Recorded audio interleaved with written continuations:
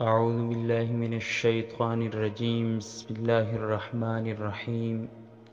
خلاصہ مضامین قرآن پارہ نمبر 5۔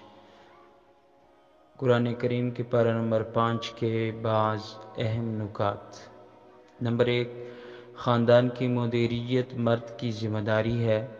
اس کے ذمہ ہے کہ وہ زندگی کے اخراجات کو برداشت کرے۔ آیت نمبر 34 سورہ نساء۔ نمبر 2، شائستہ، متواضع، عیبوں کو چھپانے والی اور اموال کی حفاظت کرنے والی بیوی خاندان کی آبرو ہے۔ نمبر 3، اختلافات کی صورت میں ایک فرد مرد کے خاندان سے اور ایک عورت کے خاندان سے تعین کرو تاکہ وہ ان کے اختلافات کو دور کرے۔ آیت نمبر 35 سورۃ نساء۔ نمبر 4، رشتہ داروں، یتیموں، محتاجوں اور ہمسایوں کے ساتھ نیکی کرنے کی بھرپور کوشش کرو۔ آیت نمبر 36 النساء۔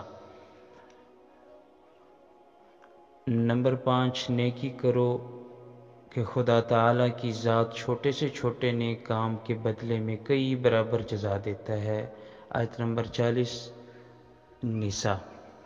نمبر 6، اللہ اور رسول کی اطاعت کرو تاکہ تمہاری قدردانی کی جائے اور تم پیغمبروں اور شہداء کے ہمدم و ہمراہ قرار پا سکو۔ آیت نمبر 59 سورۃ النساء۔ نمبر 7، اگر تمہارے ساتھ بلائی کی جائے تو تم کم از کم اسی طرح یا اس سے بہتر بلائی کے ساتھ اس کا جواب دو۔ آیت نمبر 86 سورۃ النساء۔